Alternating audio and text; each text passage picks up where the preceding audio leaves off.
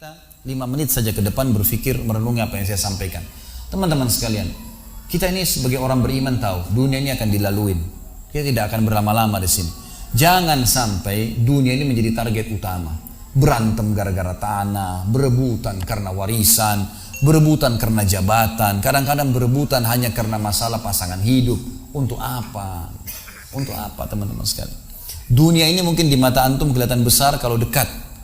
Misal, saya tidak tahu bapak-bapak mengerti nggak? Kalau ibu-ibu biasanya langsung mengerti kalau masalah contoh-contoh perhiasan. Kalau ada orang punya berlian, besarnya seperti bola pingpong, kaya nggak? Rupanya ada juga bapak-bapak yang paham. Itu kaya luar biasa nih.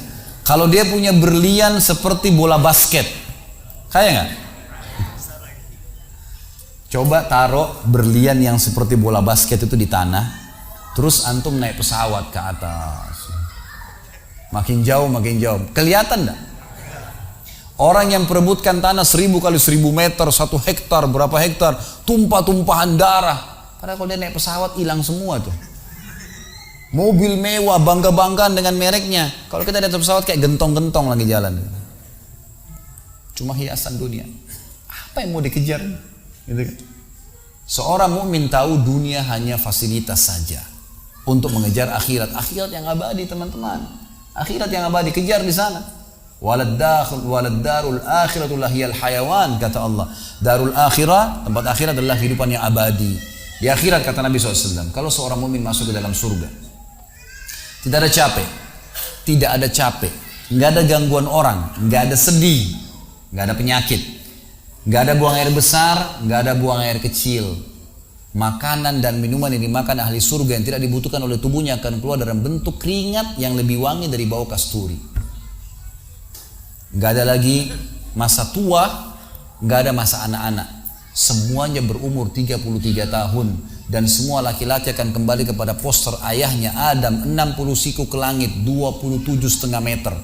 Dan semua perempuan kembali kepada poster ibunya Hawa, 40 siku ke langit, 17,5 meter. Nggak lebih ya daripada itu, dan tidak pendek, tidak tinggi. Jadi teman-teman yang pendek nggak usah khawatir. Ini cuma dunia. Sampai orang beriman pun tahu kalau ada orang lahir dalam kondisi fisiknya luar biasa, matanya buta, telinganya tuli, tangannya, kakinya semua putus, gitu kan? Itu tetap bagi orang beriman punya nilai, karena itu cuma dunia. Begitu dia meninggal, jasadnya akan dimakan oleh tanah. Sebagaimana sabda Nabi SAW, semua jasad kalian akan dimakan oleh tanah kecuali tulang ekor kalian yang darinya Allah akan tumbuhkan kalian. Di akhirat ditumbuhkan jasad yang baru. Itu yang akan hidup bersama kita di surga atau di neraka, gitu kan? Jadi ini cuma dunia sebentar. Untuk apa dikejar, teman-teman sekalian? Ingat, Nabi SAW pernah keluar dalam hadis Bukhari dari masjid beliau, kemudian beliau menggambar kotak. Lalu beliau mengatakan, inilah kotak kehidupan manusia. Seperti meja ini misalnya, inilah kotak kehidupan manusia. Lalu Nabi SAW menggaris dari luar kotak, di bawah kaki beliau, digaris, dilewatin kotak ini sampai melewati kotak tengah, di depan, panjang. Lalu kata Nabi SAW, ini angan-angan manusia. Ini angan-angannya. Angan-angannya melampaui kehidupannya. Lebih 500 tahun ke depan, padahal umurnya cuma 60-70. Lalu Nabi SAW menarik dengan tongkatnya dengan keras dari sisi kanan garis kotak, digaris dengan keras sampai terbongkar tanah itu, digaris dan memutus garis tengah itu. Lalu beliau mengatakan, dan ini kematian yang akan datang memutus angan-angannya. Di Jakarta kemarin teman-teman sekalian, ini bukan nakut-nakutin, tapi di Jakarta kemarin begitu. Ada orang keluar dari mall, kisah nyata, bawa kresek banyak sekali, habis belanja buat keluarganya. Mobilnya Masya Allah mewah luar biasa, super lux, paling mahal. Parkir, begitu melihat tukang parkir, alhamdulillah, tukang parkirnya sangat senang nih, karena ini orang kaya, pasti kasih tip yang banyak gitu. Naik di mobilnya, di starter mobil, tidak pakai supir kebetulan, dia nyalain, mobil di depan ada, mobil di belakang ada, gitu. Jadi terhimpit. Tiba-tiba orang ini tuh starter mobilnya diinjak gas dengan sangat keras, mundur ke belakang, nabrak mobil di belakang, hancur total. Tukang parkirnya pun tadi jadi marah, Pak, apa nggak lihat, ngambil marah-marah. Tapi anehnya orang ini gasnya terus kencang, gitu ribut, gitu kan. Maka tukang parkir curiga, dibuka pintu, orang itu sudah meninggal dunia. Teman-teman sekalian, pernah nggak orang ini berpikir dia akan mati pada saat keluar dari mall? Kalau dia tahu, dia tidak bakal keluar ke mall tuh.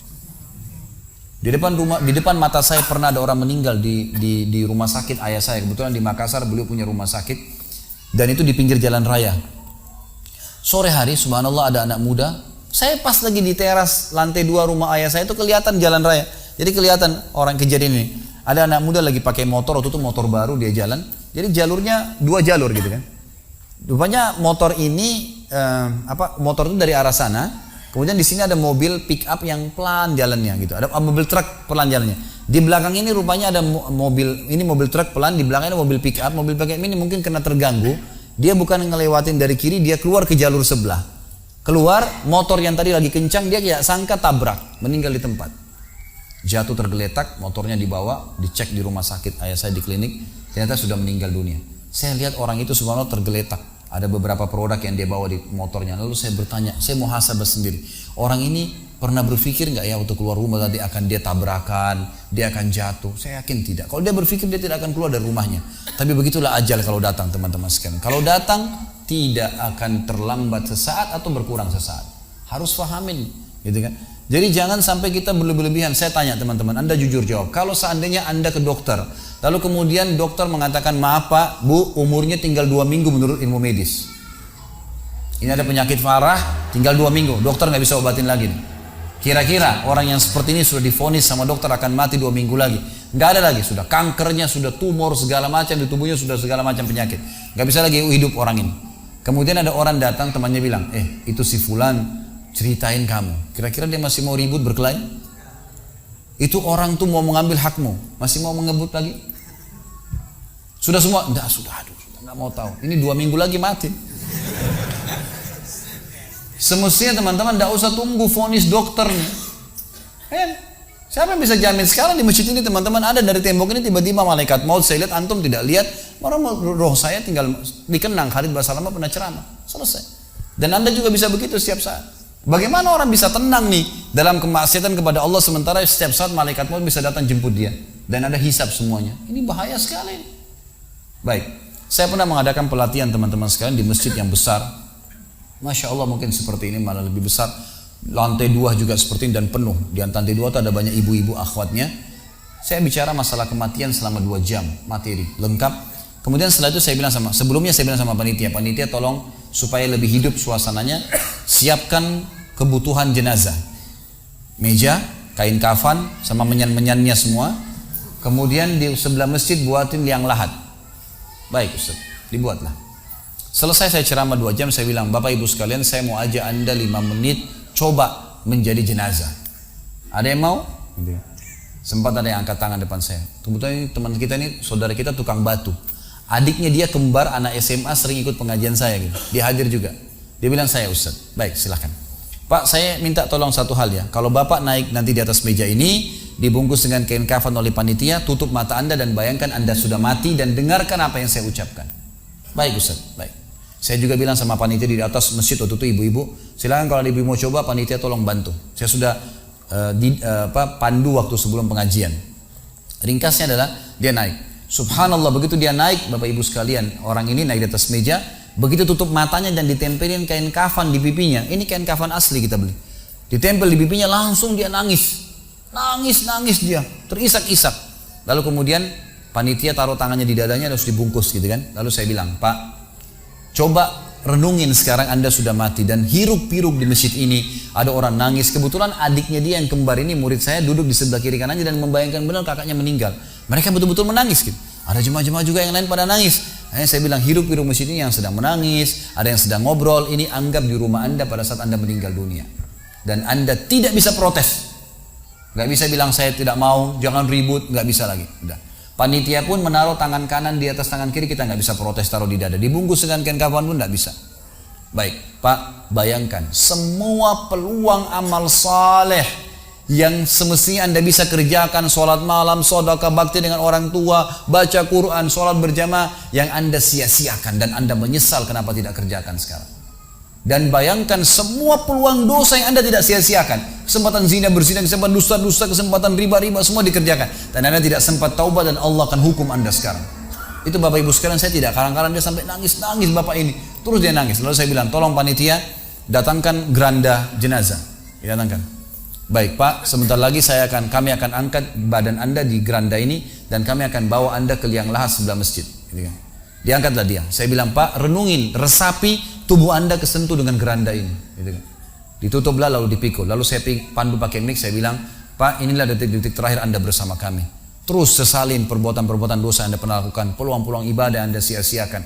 Sampai tiba di luar masjid, saya turun ke liang lahat, saya buatin sendiri tanah, kemudian saya buatin kubangan, lalu diturunkan dia.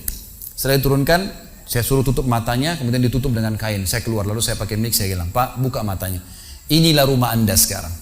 Walaupun rumah Anda 1000 kali 1000 meter di dunia, kembali ke 1 kali 2 meter. Ini tempat Anda sekarang. Dan sebentar lagi malaikat akan datang menanyakan kepada Anda pertanyaan-pertanyaan yang Anda sudah tahu. Selesai. Berapa mungkin sekitar hitungan detik. Ini semua proses kurang dari 5 menit teman-teman sekalian. Lalu saya bilang, buka. Dibuka kain tersebut. Lalu saya bilang, teman panitia bantu. Bapak ini keluar. Keluar dia. Waktu dia keluar dari kuburan liang lahat itu teman-teman, sempoyongan. Kayak orang yang sudah pusing gitu, keluar, kemudian saya bawa ke masjid, saya pegang tangannya masuk ke masjid, duduk, lalu saya kasih mic, Pak, tolong ceritakan pengalamannya kepada jemaah jadi jenazah 5 menit. Itu dia pegang mic, gemetaran, Ustaz, saya tobat, saya durhaka sama orang tua, saya nggak sholat, saya begini. Ini dia lupain, ada ribuan jemaah depannya nih, dia nangis-nangis, sebutin semua kesalahannya, semua pada banyak ikut nangis, dia kayak orang ketakutan betul, gitu kan? Baik, selesai. Saya panggil siapa lagi yang mau coba? 2, 3, 4 orang. Rata-rata semua begitu keadaannya. Gitu kan? Alhamdulillah mereka sadar seketika pada saat itu. Lalu kemudian saya bilang, penutupan, ada bahkan ibu-ibu yang coba di atas pingsan, ibu itu. Kita bukan nakut-nakutin, tapi memang saya praktekin. Lalu saya bilang begini, Bapak Ibu sekalian, sebagai penutup acara saya bilang pada saat itu, bahwasanya ini hanya praktek jadi jenazah. Tapi ini ya akan datang satu waktu Anda dibungkus kain kafan tidak bisa kembali lagi. Sekarang masih bisa kembali beramal soleh. Dan ini pernah diperingatkan oleh Hasan Basri rahimahullah. Beliau pernah ngantar jenazah diikuti oleh seseorang. Lalu Hasan Basri tanya, wahai fulan, kalau seandainya jenazah ini tiba-tiba hidup sekarang, apa yang dia kerjakan? Kata orang ini, tentu dia akan sholat, dia akan puasa, dia akan ngaji, dia akan kerjakan ibadah-ibadah. Kata Hasan Basri, kenapa? Dia bilang karena dia sudah mati, dia tahu nilainya ibadah itu. Kata Hasan Basri, yang kau ucapkan benar, tapi di depan matamu ini tidak bisa hidup lagi. Kamu sekarang masih hidup, kerjakan seperti dia kalau dia hidup. Jangan tunggu itu, gitu kan?